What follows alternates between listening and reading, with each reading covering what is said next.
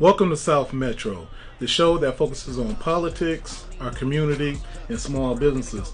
Today we're filming from Urban Photos with the owner, Patrick Clemmons. How you doing today, Patrick? Yo, what's up, bro? Hey, man, everything is good, man. I appreciate you allowing us to come in today. First of all, what's going on with these shoes? Oh, man, so for the people that don't know, I'm a big-time Jordan fan. And every month I bring something special to the studio, so for all the sneakerheads out there, y'all may know about these right here. Which this is one of the Jordan Gatorade collection. I bought these. I actually bought them all at the same time. I spent a big bag, man. It was about 3 or 4 different colors. You said a big bag. What's the big bag?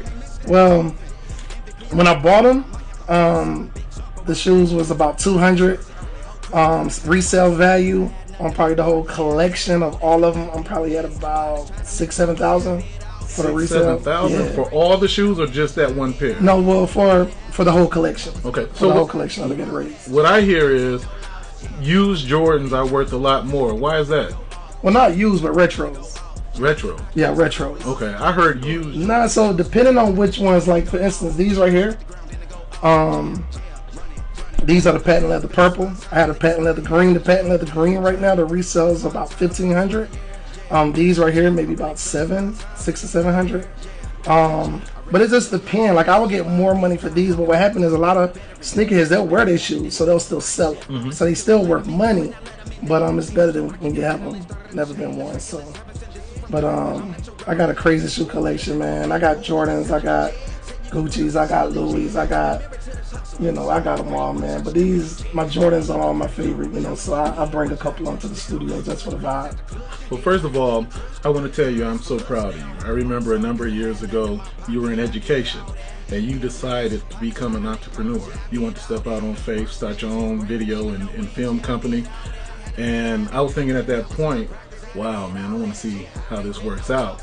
But you've become an expert in the field. You're working with a number of celebrities. What was it like? Were you afraid to step out on faith like that? No, actually, so we actually was in the education business for 28 years. My sister and my family were. And I came into the family business, and I was in the business for about 20 years. And just relating with the youth, I would go in the classroom, and I'm trying to teach the kids, and they bouncing all over the place. They got their phones out, and just trying to relate with the youth. And I heard about YouTube, and the YouTube channel's blowing up real big. So I came up with the plan, instead of doing a regular elective, let's teach the kids about the business of YouTube, which forced me to learn the business of YouTube. So when I started showing the kids and teaching the kids, I started learning and teaching myself. Then I just got soaked up in it. So our students, they were learning how to, make t-shirts, make their own branding. They was learning how to graphic design. They was learning how to edit. They was learning how to shoot their own YouTube channels. Then I just kind of got caught up in how to make it look better, So I started studying the game. So why didn't you tell me about YouTube at that time? I knew YouTube was available, but I had no idea so many people were making so much money on YouTube. Because we were old. We old. We old. We were behind the bubble. We were behind the bubble because we were still looking at TV. We were still paying for cable. I'm still paying for cable. You know what I'm saying? But right up on our nose, it was innovators and motivators out there changing the game of media. And we have to thank my boy in the Hellcat, which that's a whole totally different subject, on how he changed the scope of how we watch TV and media today. And because I threw that name out there, he's the person that cracked the code to the Fire Stick. So when we was all going Fire Stick crazy, it was because of a young guy that believed in something bigger than, so go deep. So tell us about Urban Photos, and what is your actual business? Okay, so Urban Photos is, I got the name Urban because I'm hip hop. I'm urban. We had business in low income areas. We wasn't raised with silver spoons, so we all kind of understand our culture, and it was just about being true to the culture. So most of the kids came from urban areas, so I wanted to be able to show them and people from urban areas that we can have the same thing that people from uptown got. The same type of work, the same quality. So that's where it came from. You have become an actual expert in this field. I mean, every question I have about video, film, somehow you can answer it. You know exactly where to go for the information. Seems like you put a lot of work in. Talk about that. Oh yeah, so I grew up in the church, and the Bible says, for a better understanding of the word, you have to study it and to read it for yourself. And that's what I did. For a better understanding of what I was doing, I had to learn. So I spent 5 years, 2 years straight of no TV, no radio, just straight studying lights, the things that are important about video, how do they look the way they look. So I didn't want to just get a great video. I wanted to know how it was produced. I wanted to know, like, how did they do that? So I just put myself in the school of YouTube University, and I spent thousands of hours, years and years learning the craft, and now I teach. So can you tell people how you marketed your business? How did you get your first client, and how did you keep, accumulating customers? Wow, so my first client just came based off of me showing up with a camera. I showed up with a $50 camera from the pawn shop. I thought I was doing it, but I had the weakest gear in the room, but I was the flyest. I was the flyest person in the room. I came in with a suit made from Exclusive Game. A lot of y'all that don't know about Exclusive Game, y'all can go to the Instagram and y'all will see what I'm talking about. Custom Louis suit. I came in out with a $50 camera, and everybody wanted to know who I was. I told them I'm Urban Photos. Was it because of the custom Louis? Yeah, it was just because of the style, the style. Okay. And then they actually thought I was Game Changer Media, which was crazy. They thought I was the owner of Game Changer Media. And I'm like, nah, I don't know who that is, but I'm going to find out. And I went in. That's how I met my boy Andrell. Yeah. I found out who was the owner. I said, man, everybody looking for you, bro. And he even asked me who I work for, who I shoot for, and I told him, I do my own thing. And at that time, I knew nothing about photography. So, with that said, when you first got your first check, did you spend it on yourself, or did you automatically just start reinvesting into your business?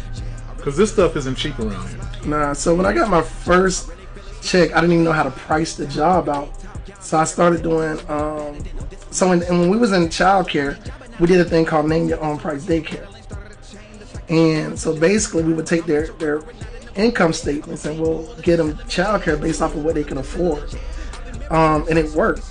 The streets came, the people came, and we used that. So when I started shooting, I just shot at a rate where I knew that it was a good rate to start, because I knew I had to charge something, but also it let me understood that I can make money from the business. So when I first started shooting, I was $25, $50 an hour just to get my name out there. So that's how I started. So for somebody that wants to go into this particular business, what advice would you have for them?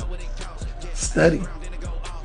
Don't jump out there trying to buy the biggest and the best equipment. You told me that. Yeah, just find out what kind of photography or videography you want to do, and then get with someone that kind of knows that can guide you, and then go spend the money.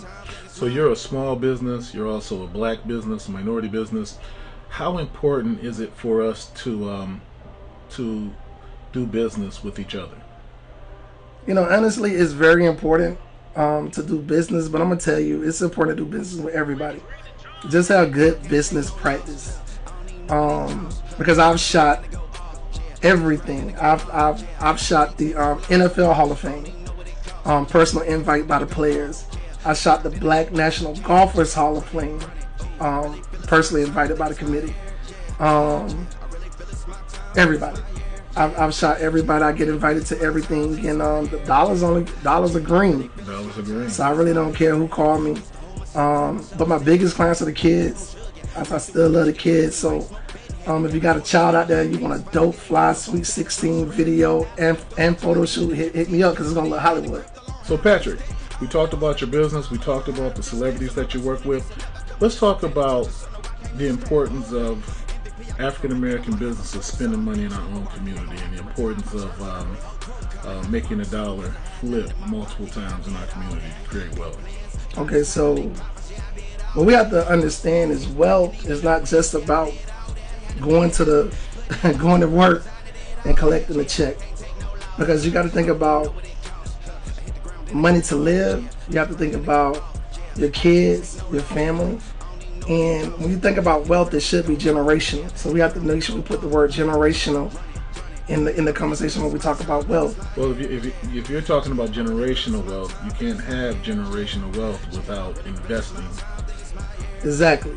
So you have to definitely invest within yourself, within your community, but you also have to invest in other things like insurance policies, your credit, and you have to believe in yourself when nobody else do. So I definitely believe in putting money back into the black community. I definitely believe in spending money with each other, but I also believe that we need to educate ourselves on other ways to make money and not be so much like our parents were, meaning one way, meaning you work, you put away this amount of money, and you spend this amount of money. You put away this amount of money, you spend this amount of money. I currently don't even spend cash today. I don't have to. I haven't seen a check. I haven't spent a dollar bill in the last 2 years. Explain. Because I live off my trade line. I live off of credit. I had a goal about 4 years ago to ultimately have enough credit cards to pay for my whole life and allow my money to pay the credit cards back. So now when I want to go, when I first had to go buy gear, I had to go get $1,500 out the bank. Go buy a microphone for $1,500, or go buy one piece of gear for $1,500. And all it did was it took the $1,500 out of my bank, it went to Best Buy, and I received the product.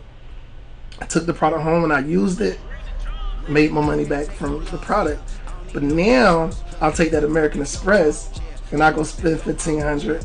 Now I'm getting points back on American Express. My credit score getting bigger, and I allow my money to pay back my American Express, which is the money in the bank. So I never have to touch that money, so that money makes money for me.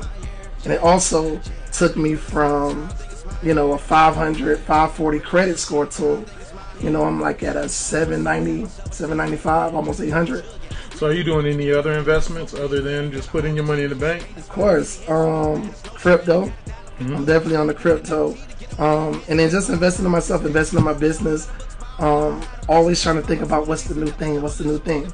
And I leave my house in the morning, I'm like, bro, if I could just make half of what I made yesterday, or a little bit more than I made yesterday, then I'm doing good. So you talked about crypto, and you also talked about your past history and education. It sounds like you are the type of person that invests back into the community, back into the youth, to help them understand the meaning of generational wealth and the meaning of investing in yourselves and in your families. I do. I definitely do. So that's why I have Urban Photos film class and Urban Photos ATL photography class. So what I do is I do a camera giveaway. I'll give away a $5,000 camera set. So that's the camera, the lights, everything a person needs.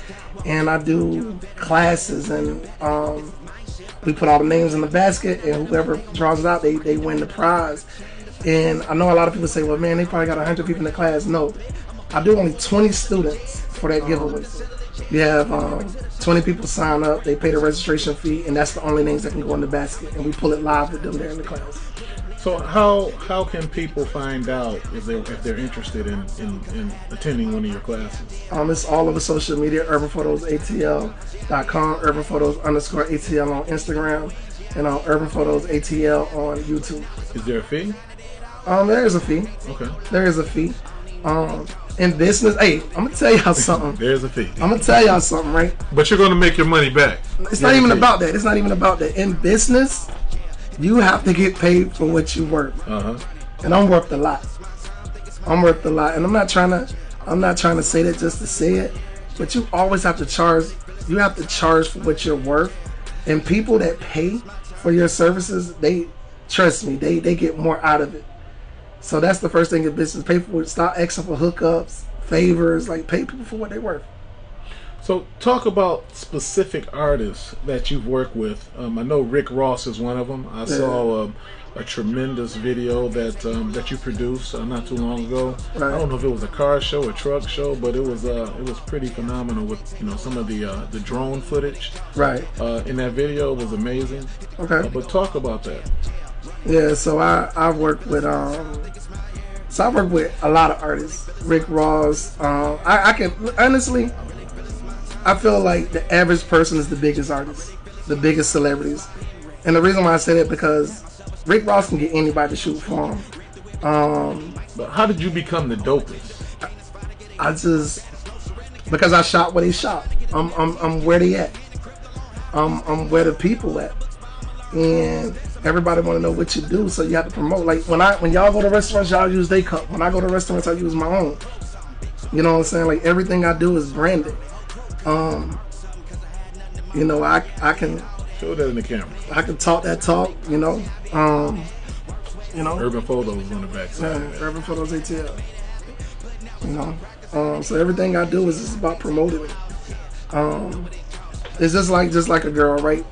A woman ain't gonna leave her house without getting her hair did, her nails, putting the makeup on and looking nice, you know what I'm saying, when she could go somewhere. But in business, black men, we'll be trying to build a business and we'll go out the house, you know, t-shirt, ball cap on, and we expecting somebody to invest in us. And I just never been that person, you know. So I've always put myself in position to do the things in life that I wanted, and people have always noticed. You know, I'm a big guy, so it's like a walking billboard. Mm-hmm. You know, so when people looking at me, they like, hey man, you're the freshest, biggest dude I see, man. You're a big dude. You wearing that for a big dude. But I'm like, damn, how can I turn that conversation into money? You know what I'm saying? So now when I jump out there and I'm flying, somebody say, hey man, you real fly for a big guy. What you do? Hey, let me tell you what I do. Let me talk to you. You know, so that's how the conversation kick off. Even if I go eat at a restaurant, I'm gonna go to a bar or a restaurant. I'm gonna make sure I can take my laptop out, and I'm gonna edit some work on the table. If they say, "Oh, you can't do that in here," then I'm not gonna come to your restaurant. If I want to make a quick $800, I just walk through the mall with my camera in my hand, because 5 people gonna run up to them and say, "Hey man, hey, what you do?" How did you get so popular with women that are having babies? Oh, my maternity shoots. Every time I look on your page, man, I see a number of paternity photos, and they're beautiful. Yeah, it goes back to learning your style and your craft. So in photography, you have to create a certain style, and people pay for that style. But for me, I've learned, I'm not gonna say every style, but a lot of different styles. And all you got to do, man, once you create a style that someone else is willing to pay for, just put it out there. So when I put a picture on Instagram, every time I make a post on Instagram, I make money from it. I did and just to let y'all know, I did 4 $1,500 days back to back last month from Instagram. 4 $1,500 days back to back.